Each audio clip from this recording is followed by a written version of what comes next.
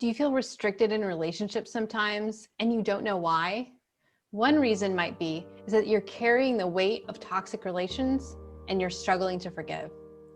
Hi, I'm Chanel Roberts, author of the book Reawaken, 10 Actions to Take Back a Very Intense Ownership of Your Life. I help women leaders create and maintain healthy relationships with God, themselves, and others. Just like you, I've experienced my fair share of toxic people and traumatic experiences. I believe you were created by God to live in freedom from toxic relationships while using your pockets of genius to fulfill your unique purpose, mission, and vision. In this video, you will learn the 3 secrets about practicing forgiveness to help you identify what's restricting you. In the depths of your heart, you know that you were made for more. The purpose your soul longs to express hasn't been fulfilled yet. Let me ask you something. How do you know if you're restricted? You know you're restricted if you struggle with the physical, emotional, spiritual, or financial pain caused by toxic people and your reaction to their harmful behavior. You may struggle with identifying what the root of the toxicity is. The root of toxic relationships is injustice. Subconsciously, you know you aren't being treated well, but the fog of toxicity clouds your mind. These experiences can make facing each new day a challenge. Getting out of bed feels like a huge hurdle.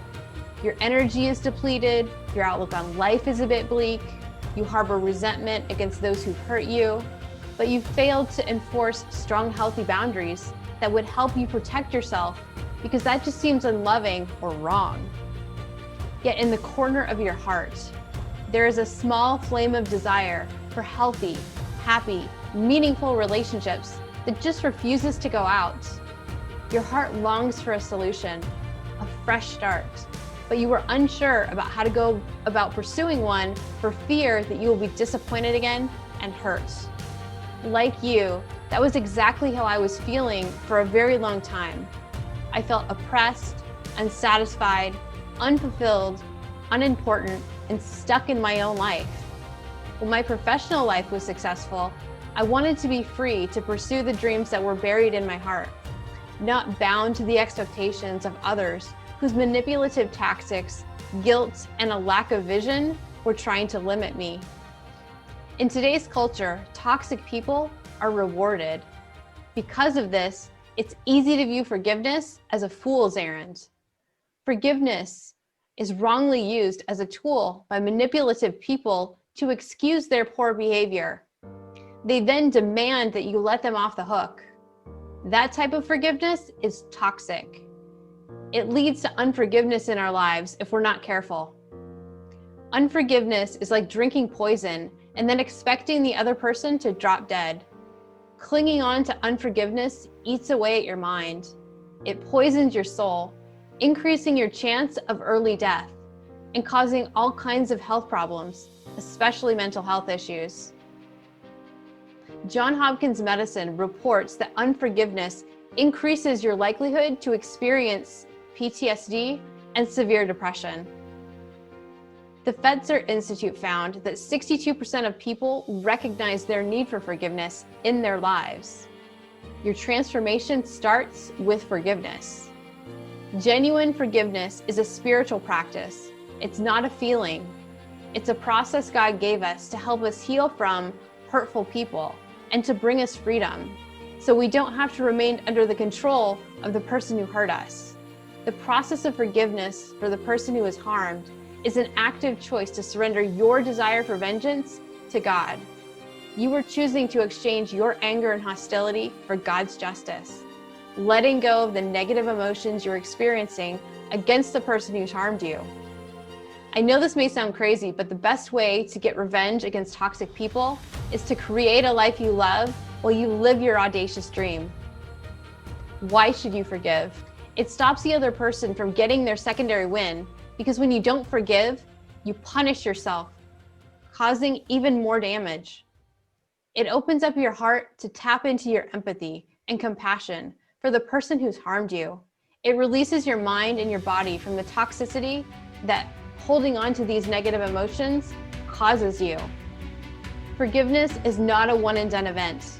It's a process of continued submission, leaning on God's wisdom, mercy, and justice throughout your healing journey. Some wounds will heal quickly. Others may take the rest of your life to heal from. Genuine forgiveness is not weakness. It's a sign of great strength. Gandhi said, "The weak can never forgive." Forgiveness is only the attribute of the strong.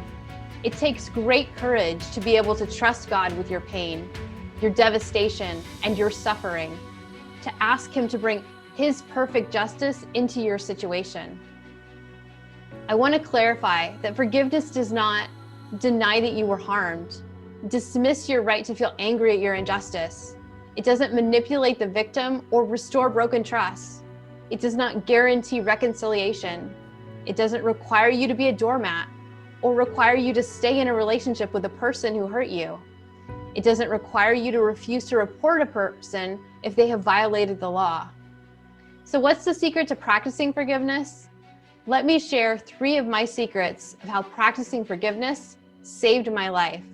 The first secret is to acknowledge your pain to God. Talk to Him about your pain, about the struggles you face as a result of your injustice. Let it all out. The good, the bad, and the ugly of your injustice. Don't hold back. If you need to curse, throw things, or rage to get it all out, just do it. Don't worry about offending or shocking Him. He can take it. If you struggle with talking to God out loud, try journaling your pain instead. Journaling has been super helpful for me to identify, validate, and begin to process my emotions. And it's helped me get to a place where I want peace and freedom more than I want vengeance. Peace comes when you take the time to talk to God about all of your struggles, inviting Him into that place of pain and choosing to trust Him for the solution to your injustice. The second secret is to release that person who harmed you from your punishment. Now, I know that may feel impossible, especially if they're still actively hurting you. It may take some time to work through the conflicting feelings that this action requires. It did for me. I won't lie and say I don't want my pound of flesh for the pain they've caused me. Sometimes I still do. But I am willing to forego taking action because I know that it will not bring the relief my soul longs for. Taking revenge only creates more wounds. It cannot bring healing. And I want healing and freedom for myself more than I want vengeance. Practicing forgiveness doesn't mean that you abandon seeking justice if your harm is illegal or unethical. It means you're willing to surrender your own desire to enact that vengeance to God and His ordained institutions. Vengeance is mine, says the Lord. The third secret is to stop dwelling on the past. I know, it's tempting, but don't live there. Take the lessons you've learned and leave the rest where it belongs. You can't change it, only learn from it. I have lost so much time dwelling on toxic people and painful experiences that I couldn't change. I don't want that for you. Choosing forgiveness saved my life. It helped me to let go of the poison that was continuing to affect me long after the events had passed. It helped me to strengthen my own boundaries so that toxic people in my life could no longer have access to me and continue their abuse. It's allowed me to gain insight and clarity into my own heart and help me begin to heal from the deep wounds of abuse and trauma that I've experienced in my life. Letting go of vengeance and trusting God to get me my perfect justice has helped me find peace, to discover who I am at my core, and to peel away all of the crap that others had placed on me in order to keep me under their control. It can do the same for you. Don't you deserve to live a life filled with meaning, one that's in alignment with who you are? If you aren't sure, the answer is yes. You deserve to wipe the slate clean and live in a place and space that isn't tainted by toxic people. Now, I want you to close your eyes. I want you to imagine living in a place of wholeness, a place of peace and prosperity, filled with you pursuing your unique purpose, loving the life you have, ready to share that freedom and passion with others. To get there, you must be willing to practice forgiveness. Start with forgiving yourself. It's not your fault that other people harmed you. Then, forgive those who've hurt you. I know, that seems counterintuitive, but trust me, it will help you transform yourself and your life. It's dramatically helped mine. When you do this, you make room in your heart and your mind for your new life. You are giving yourself permission to break the toxic cycle that has held you back from living a life you love and long to experience. I invite you to not only forgive, but to take action to place strong, smart boundaries in your life so that you can gain the clarity your situation deserves. To sum up the 3 secrets to effectively practicing forgiveness, you must start by acknowledging your pain to God. Second, you must release them from your punishment. And lastly, stop dwelling on the past. Practicing these 3 secrets will kickstart your transformation. They help you move from feeling trapped by toxic people into an active participant in your own life. You deserve to be free, living a life you love while you pursue your audacious dream. You have something the world needs. So take action. Begin the journey to realizing the life of purpose you were designed to live. The life you love awaits. If you need some help practicing forgiveness so you can begin to identify what's restricting you, I invite you to book a free 15-minute conversation with me right now.